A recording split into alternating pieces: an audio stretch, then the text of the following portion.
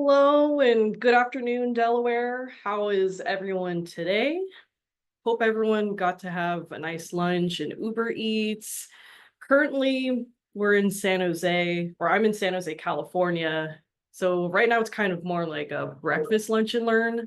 So right now, I just had breakfast and coffee. Sorry, I'm a little trying to get through and start the presentation, but got coffee. We're going to be set to go. And we also have our Q&A box. If you have any questions throughout the presentation, let me know. I'll try and answer it the best as I can. Most likely at the end of the presentation, I'll be able to get through and answer. And also I'll be creating like a follow-up email in a few hours. So just let me know if you have any questions. My name is Janessa Ponko and I'm with 501c Services. And it's really great to have everyone here today from Delaware. Just going to wait one more minute for more attendees to join before starting the presentation.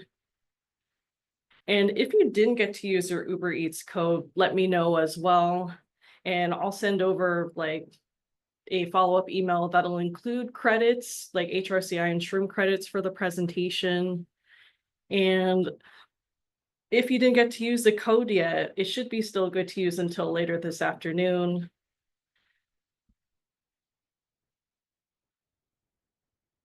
And also just let me know if there's any other questions at the end of the presentation. We will be saving the questions too once the presentation's over.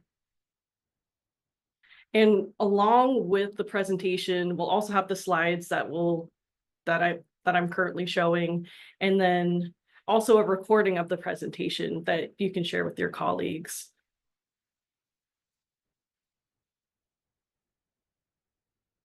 All right, so let's get started. Today, we're going to talk about Delaware nonprofits and unemployment. And just before we get to the presentation, just wanted to do a quick intro of myself. My name is Janessa Ponko, and I'm the Membership Development Representative here at 501c Services. I've been in sales since 2016, selling vendor booth space at a wedding fair for about 3 years. I've set up meetings for tech startups during the pandemic and started scheduling appointments with nonprofits at 501c Services since July 2023.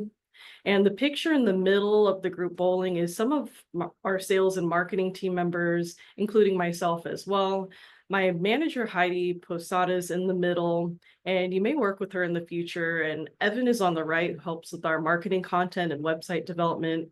I'm really excited to be part of a company that's been helping nonprofits save time and money that can go towards furthering their mission. Our company is located in San Jose, California. So we're in the heart of the Silicon Valley, and we're dedicated to helping nonprofits reduce unemployment expenses across the nation. And thank you again for joining to learn more about cost-effective strategies and managing unemployment in your state.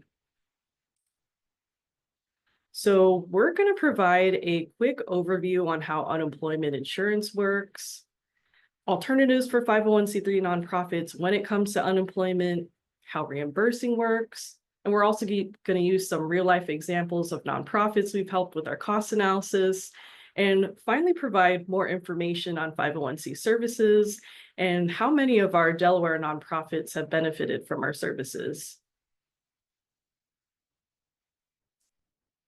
First of all, just wanted to start off with a little history to put unemployment in perspective. Unemployment started in the US in the 1930s, following the Great Depression and New Deal, where the federal government wanted to create a safety net for workers who lost their jobs through no fault of their own. From 1930 to 1972, 501c organizations didn't pay into unemployment benefits for separate employees. Although this saved nonprofits money from paying these taxes, employees that were laid off couldn't reap the benefits of having a safety net that for-profit companies had provided.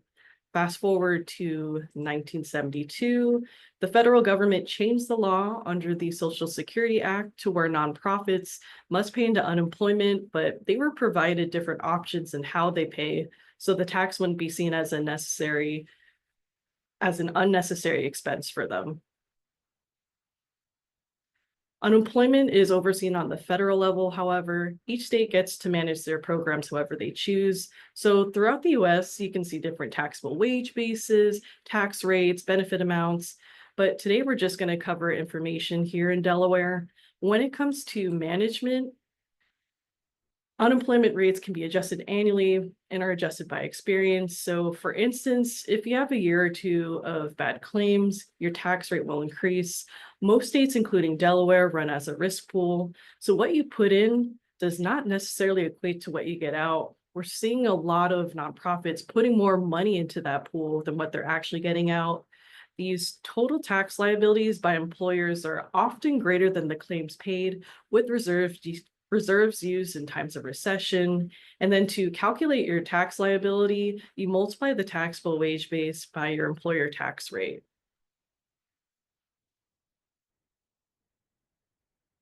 So take a guess on what a single claim can cost in Delaware.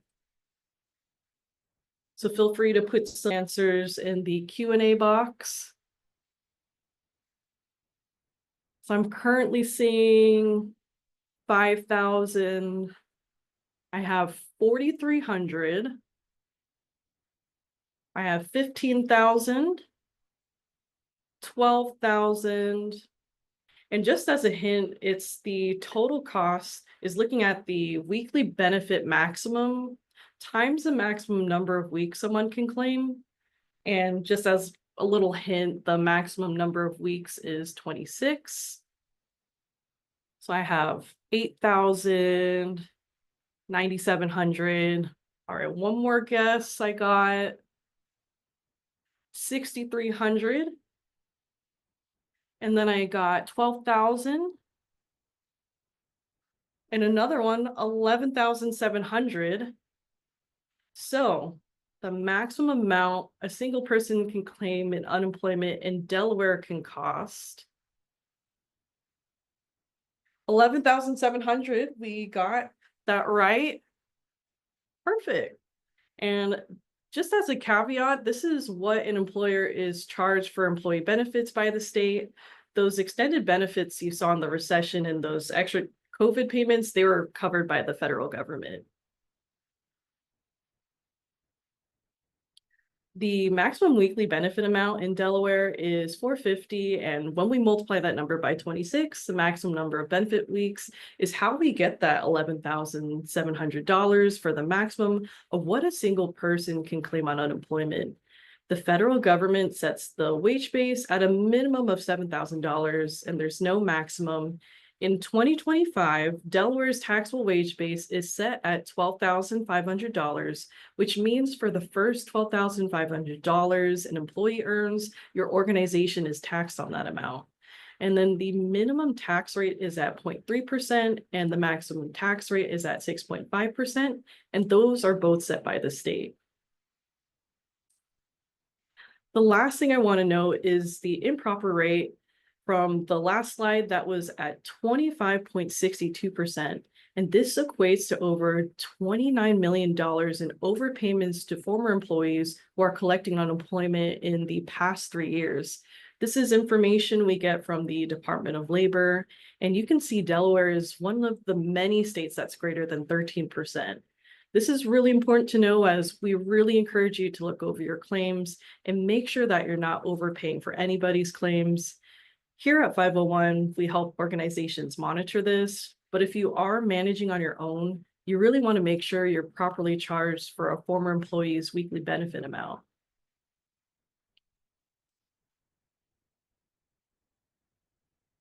So there are 3 different alternatives for unemployment. One is that you pay the state tax that we mentioned earlier with the tax rate that's set by the state and taxable wages. Another option is that you can self-reinsure, reimburse for your unemployment, where you can just pay dollar per dollar for your unemployment claims. So you're basically only paying for the benefits issued. And then the last option is kind of a hybrid of both, where you buy insurance that offers the savings of reimbursing while also providing that safety net. Just to let you know, reimbursing is not for everyone. The qualifications that we look at for considering reimbursing is that an organization must be a 501(c)(3) nonprofit. It excludes religious institutions. And we recommend a gross annual payroll of $1 million or more because typically if your payroll is under $1 million, especially significantly less, what you're paying into the state tax pool is probably pretty minimal, and you might not see such significant savings opting out. However, there may be some scenarios where you could see potential savings, so we'd be happy to look at your numbers, even if you're just slightly less than $1 million. We also look at a positive audit of the past 3 years. So that means in order for reimbursing to benefit you, we try to evaluate if what you paid each year in taxes exceeds what you pay in claims. And we want to make sure that there is no major disruption in funding for the next 24 months. So we do recommend to stay with SUI if you might have anything from layoffs, reduction in workforce, losing funds, or closing programs where your tax rates may go up with experience. And then you'll probably want to wait once those claims decrease.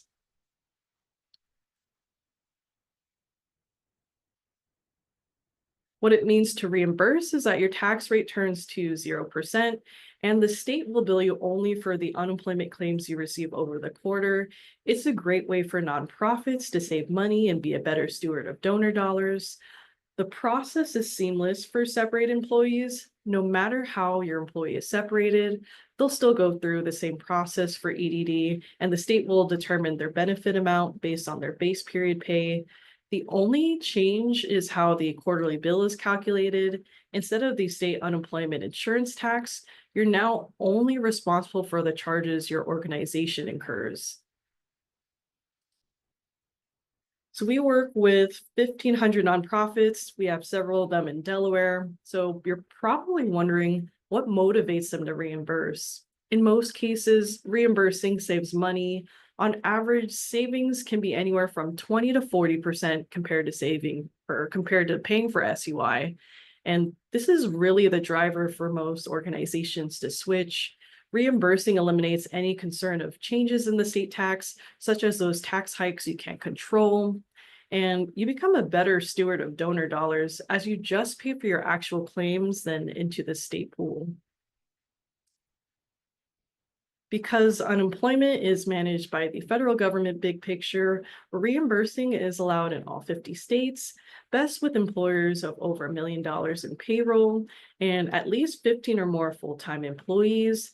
If you're on the borderline, we can certainly talk, as sometimes there are circumstances where we can consider reimbursing for your organization.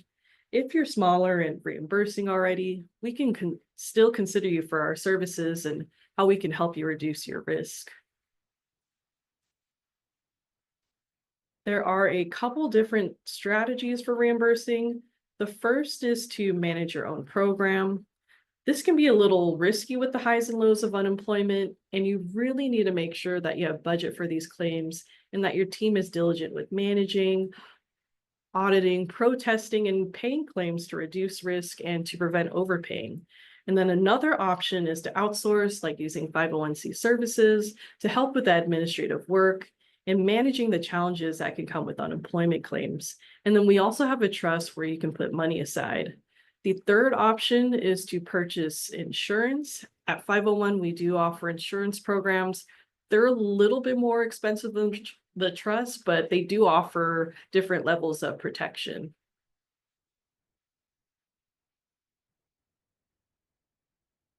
So I do want to talk about how SUI is calculated. And like I mentioned earlier, I'll show some real cost assessments we've done in the past. The taxable wage base is customized by each state. So in Delaware, that taxable wage base is at $12,500. All employers in the state pay the same taxable wage base. It represents the first $12,500 of each employee's annual pay. There's no maximum and can increase or decrease by any amount each year. The tax rate is set annually by the state and based on experience. To calculate that contribution amount, you multiply the taxable wage base by the tax rate. So for Delaware, it's that $12,500 times the range of 0.3 to 6.5%. This amount means that if each employee makes over $12,500, a company is paying in between $37.65 to $812.5 per employee in unemployment. In this first example of a human services nonprofit we work with, the taxable payroll was just shy of $1 million, tax rate of 4.7%, estimated claims only $200 a year. And in this case, we looked at a 3-year average of claims, so they were overpaying $45,000 a year. Think of what you can do with an additional $45,000. And in this next example, the taxable payroll is around $700,000, tax rate 3.38%, estimated annual claims around $5,900, estimated unemployment taxes were around $24,000, so they overpaid around $18,000.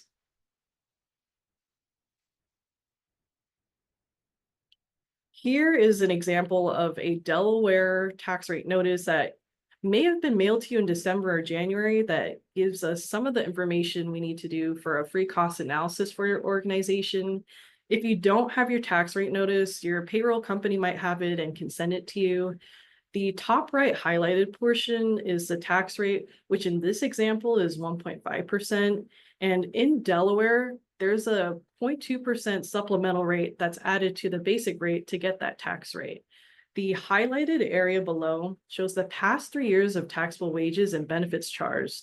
And we typically like to look at your most 3 recent years of benefit charges so that we get more of an accurate analysis of whether what you pay in taxes exceeds what you pay in claims.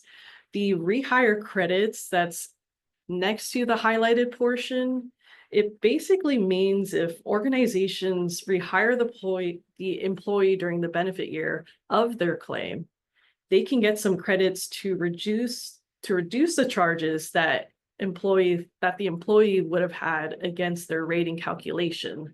And then we can see in this example, this was more of a larger nonprofit based on their numbers. For example, the organization has about 60 million in taxable wages. And if you multiply these taxable wages by the tax rate of 1.5%, the organization was paying $900,000 in taxes. And in this case, this organization may be still better staying with SUI than reimbursing, but in some other cases, I'd say about probably 80% of you might see more of a favorable outcome that could lean towards reimbursing. And also, there isn't a need for you to understand each line. We'd be happy to look over your form and go over these numbers with you.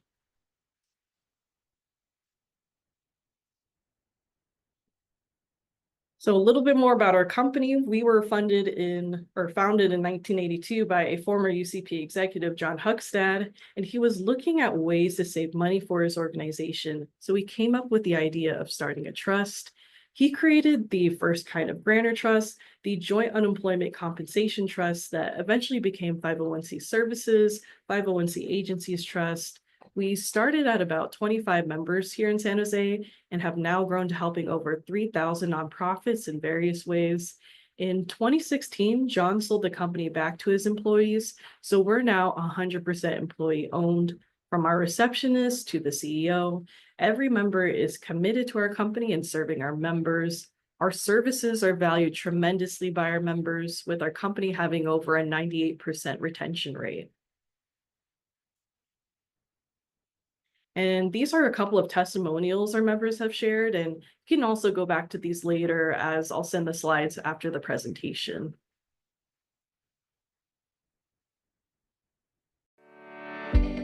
What makes me passionate about working for a non-for-profit organization is because I knew I always wanted to work for a mission-driven organization. Our mission is to work with immigrant communities so that they can achieve the American dream. 501 helps focus our service to the community by giving us more time. 501 helps us focus on serving our communities by providing services directly to our HR professionals. The biggest benefit for working with 501 is really the transparency and ability to forecast our costs when it comes to our unemployment benefits. They also keep our cash flow steady through claims that are sound and take a lot of the admin burden off of us so we can just stay on autopilot. We're very grateful for all the support you provided over the last 4 decades, and we wish you continued success in the future. Congratulations, 501, on your 40th anniversary. It's been a pleasure serving with you for the last 24 years.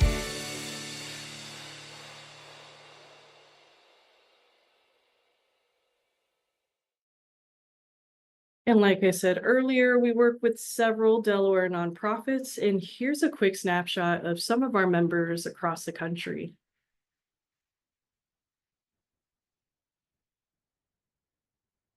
And like you heard them say in the video you just watched, our members appreciate how we save them time and relieve some administrative burdens. The first way we help nonprofits is through claims management. Our team will help you audit and protest claims. We offer unlimited access to hearing reps, and our team has an average of 87% for a win rate with protesting. And you'll have a dedicated claims manager once you become a member of the trust. And all of your claims will go through an online portal where you'll be notified that a claim has been filed. So you'll go into the portal and respond to the questions. And if in any case you go on PTO and forget to delegate these unemployment tasks, it shouldn't be a problem for when a claim isn't responded to in several days, it gets escalated and handled. A big part of our claims management is that our team doesn't want to see your organization overpay or get hit by those Delaware error rates. So we can audit those charges for you or prevent you from paying for a claim when someone gets terminated. We want to make sure that you're managing these claims and also have enough support to do so. Our HR services include 3 components. We offer access to unlimited HR consultations. We're a small, dedicated team that can answer any of your HR-related questions. So if you ever have an ongoing issue, you can develop rapport with the person who can support you and manage any of your HR questions. Our HR services also have trainings throughout the year that are HRCI and SHRM certified, and there's also an online knowledge library with our HR services. With the $450 maximum weekly benefits here in Delaware, our goal is to help you keep that cost as low as possible. If you're ever laying someone off, our reemployment tool offers packages that can range from online coaching, interview techniques, and resume writing. It's never fun to let someone go, but at least you can give them the safety net and resources to help them secure a new job faster, and which in return can help your organization save more money. And the protection part is the insurance part of our program. Most of our members take our stop loss protection, which helps our members during catastrophic claims. And then other than catastrophic claims for managing the highs and lows of unemployment, we have the trust account. This is a reserve account held in the trust owned by our organization where we can help you manage those possible unexpected number of claims. So I hope this sparked your interest, and maybe some of you may want to manage your unemployment through us as a reimbursing employer. If you wanted to look into potential savings, what I would need from you is your 941s from your most recent 4 quarters or estimated payroll from 2023 to 2024 as a reimburser. And if you are paying SUI, ideally, we would like to look at your last 3 years of tax rate notices. If you're only able to locate your 2025 tax rate notice, no worries. We can also work with that as well. So I currently don't see any questions in the chat box, and I'll probably stay on for another minute if anyone wanted to type anything in the Q&A box. And then if you are typing as I log out, feel free to also send me the question in the follow-up email. And also, if we do have any more questions coming up in a minute, I will provide the answers to the questions in the follow-up email, along with a copy of the slides and credits in the next few hours, so be on the lookout. And thank you so much again for watching this presentation and taking the time out to eat lunch and learn more about managing unemployment in your state. It was really great to meet everyone from Delaware, and really hoping to meet some of you soon. And for my contact information, This is my email and my number, and I'll check back with all of you guys in a few hours. Thanks again, and hope everyone has a great day.